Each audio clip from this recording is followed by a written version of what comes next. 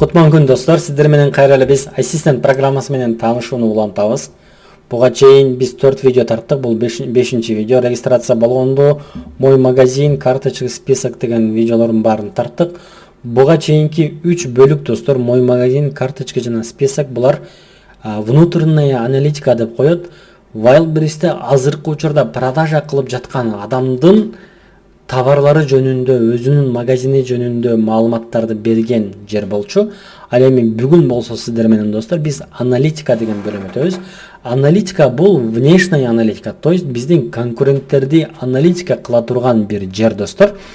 Именно мондой форматта, мондой стилдеги өзгөчөлүктү мен биздин Амазондогу тагыраагы ошол Западтагы конкуренттерден көрдүм.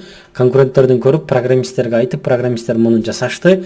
Биздин ошол эле Empsat'та болсун, же болбосо биздин башка конкуренттерде мындай бир өзгөчөлүк жок. Муну мен прям сыймыктануу менен айта алам. Кудайга шүгүр, бизге бул насип болду, бул нерсени жасаш. Албетте оңойго турган жок. Балким азыр көрсөтүп жатканда сиздерге кээ бир нерселер бир канча кнопканы басып койгондой болушу мүмкүн, бирок учур болду. Ушул нерсе жасалган үчүн көзгө жаш алган учур болду. Анткени биз деген бул мол бөлүктүн бир технологиясын жасаш үчүн 7 ай аракет кылдык да. 7 ай бир нерсени кылып көрөбүз болбойт, 7 ай дегенде болуп кетти да. Быйыл февралда баштаган болчубуз. Ошол октябрда бүттү окшойт. То эле октябрда, то эле ноябрда бүттү да. Болгону таңгы саат бир 3-4-төрдө бүткөндө кандай сонун сезимдер болчу. Азыр примерно көрсөтүп берем достор.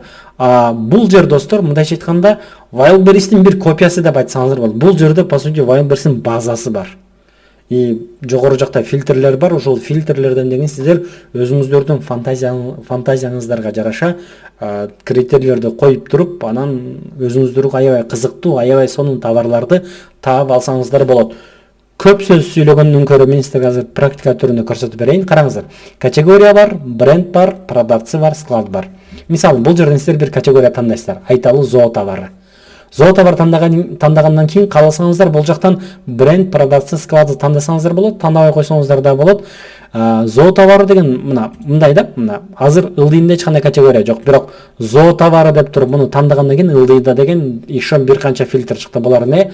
Цена, количество продаж, сумма продаж. Мындайча айтканда достор, бул мындай.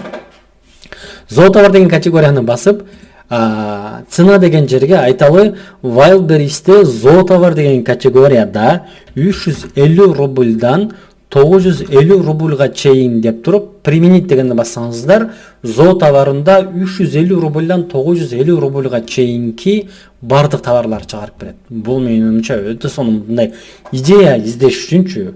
Мен бюджетим мончо, мен примерно биринчи запуска мончо штук товар чыгарам. Получается, менин биринчи товарымдын себестоимосу мончо болуш керек. Орто эсеп менен Wildberries'te бир адам деген 3x бир товардын себестоимосуна 3 эсе 4 эсе кое турган болсо, значит бул товардын деген минимальный баасы мончо, максимальный баасы мончо болуш керек деп туруп койсоңуздар, сиздерге деген мончо зоотовар чыгарып берет. Же болбосо ушул эле категориянын зоотовары 350 рубльдан 950 рубль. Мисалы, башка бир критерий кошкуңуздар келет, количество продаж 350 рубльдан 950 рубльга чейин сатылып аткан жана бир айда айталы 1000 штуктан 5000 штукка чейин сатылып аткан товарлар деп туруп карап көрөлүм эмне чыгат экен. Эгерде сиздер койгон категория боюнча Wildberries'te товар жок болсо, ансыз деле биздин программанын боту боюнча 1 мүнөт издейт. Эгер сиздер көрсөткөн категория критерийлер боюнча товар жок болсо, анда деген бул критерий боюнча товар жок экен деп чыгарып берет. Бирок өзүм бир 15-20 жолу проба кылып көрдүм. Эң көп узун болгону 34 секунд болду. 34,5 секунд болду. Бул нерсенин канчалык бат экендигин түшүндүрүш үчүн мен сиздерге мынтип айтар элем.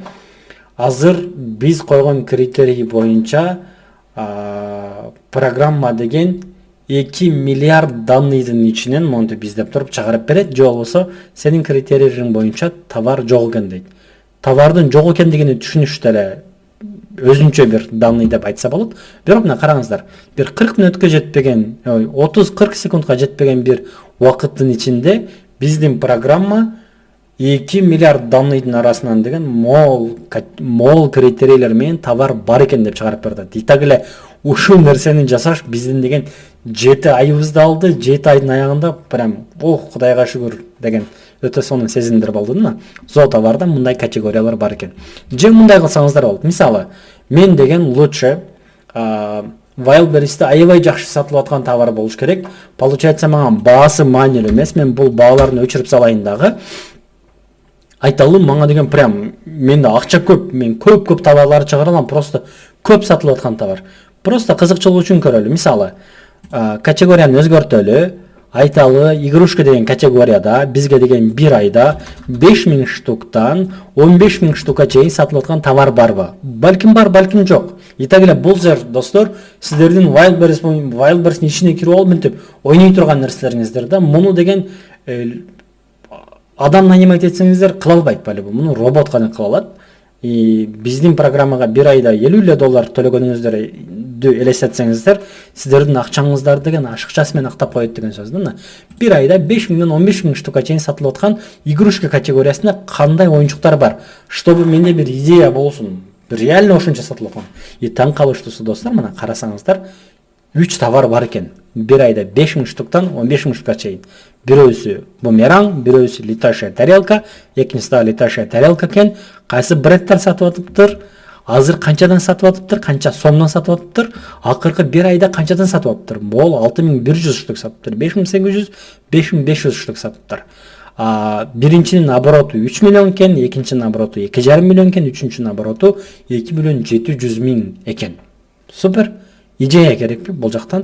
Өзүңүздөр каалагандай ойносоңуздар болот. Же болбосо ушул эле игрушка деген категорияда сиздерге башка нерсе кызыктуу. Айталы 2 500 123 123 мисалы дейли достор, бизге деген игрушка деген категория эмес, бизге деген мисалы детский категорияда bir айына 2,5 миллион обороттон 10 миллион оборотко чейинки болуп жаткан кандай товарлар болушу мүмкүн? Муну деген биз сиздер менен карап көрөлү. Бисмилла деп. Бул именно мол мен программа деле мен үчүн бир баладай болуп калды, бирок өзгөчө мол бөлүгү мен үчүн баягы көптөн күткөн бала болду да. Анткени бул программанын эң негизги бөлүктөрүнөн. Итак эле Wildberries'ти карап көрсөк достор, Wildberries'ти сатып аткан адам үчүн негизинен 3 негизги функция бар экен. Бирөөсү внутренняя аналитика, биринчиси внешняя аналитика, мол не сатсам болот деген. Экинчиси деген внутренняя аналитика, өзүңдүн магазиндин ичиндеги аналитика, үчүнчүсү деген SEO оптимизация. Менин товарым кайсы ключевой сөздөр менен сатылып атат, конкуренттердин товарлары кайсы ключевой сөздөр менен сатылып атат деген данныйларды көрө билиш. Бизде азыр экөөсү бар, үчүнчүсү жакын күндөрү башталып атат. Кудайым буйрса, SEO оптимизацияны дагы бүтүрүп алсак, по сути бизде Wildberries менен байланыштуу керектүү болгон бардык программа, бардык фича деп коюшат, бардык функциялар бар деген сөз. Андан кийин биз эмне кылабыз? Андан кийин бир гана оптимизация кылабыз, чтобы батыраак иштесин. Мисалы таң калыштуу, эмнеге детем деген категорияда 2,5 миллиондон 10 миллионго чейинки обороттогу товарлар чыккан жок. Балким программанын немеси кээ бир оңдош керек болгон жерлери, а балким чындыгында эле мондай категория жок. Бирок бирдемкени айта алам достор. Ошол эле MPSAT-ты карап көргөндө биз эми баягы программа жасап жаткан учурда түшүндүк, что ал жерде деле толтура данныйлар туура эмес экен да. Туура эмес дегенде эми ал бот жасап аткан үчүн туура эмес чыгып калышы мүмкүн. Биз деле программаны дайыма жаңылайбыз, дайыма оптимизация кылабыз.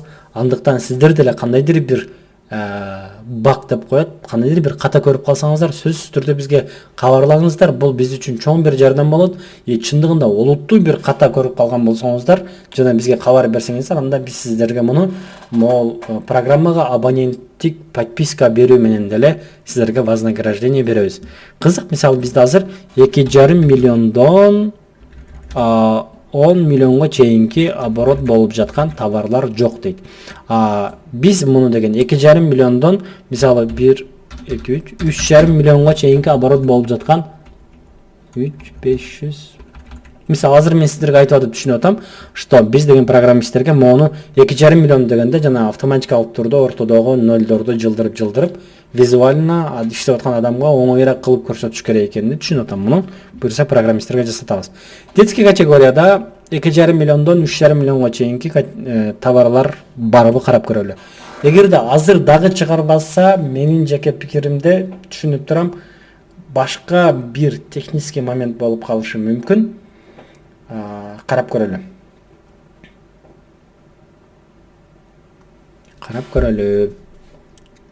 Технический момент болуп калышы мүмкүн дегеним ушул достор. Пока ал ачылганча мен бул жактан көрсөтүп берейин. Мисалы, бул Wildberries'in сайты да. Анан Wildberries'in бул гамбургер деген жерине басканда, мисалы, женщина деген категорияга баса турган болсок, бул жерде деген мондой турат да. Муну биздин эч бир конкурентибиз дагы именно могул бетти анализдеп бербейт. То есть, могул женщина деген категорияны анализдеп бербейт. Мунун ичинен пат категория тандаш керек. Ошондо гана иштейт. Бул биздин колубузда болбогон нерсе. Балким Daytime деген категорияда эле биринчи бетти басканда именно могул бетти анализдеп бербей жаткан болушу мүмкүн. Кача жок мына. Именно детский категорияда 2,5 миллиондон 3,5 миллионго чейинки оборот болуп жаткан товарларды чыгарып бер дей турган болсок, анда эмне кылып атат достор? Бизге деген толгон токой товарлар чыгарып берди мына.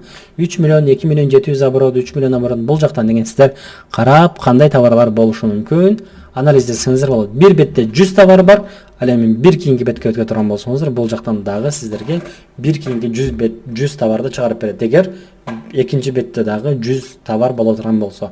Жалпы жонунан достор, бул биздин эң көзгө басар функцияларыбыздын бирөөсү. Бул жакта разный форматтар менен ойноп көрсөңүздөр болот. Айталы кайсы бир брендтин немесини кылсаңыздар болот. Же болбосо дагы точечный стратегия менен иштейм дегендер белгилүү категориянын белгилүү складтарында, бул жерде Wildberries'in бүт складтары бар. Ошол складтарында бар же жок товарлар деп карасаңыздар болот, иш кылып. Бул жакты өзүңүздөрдүн фантазияңыздарга жараша колдоно бериңиздер.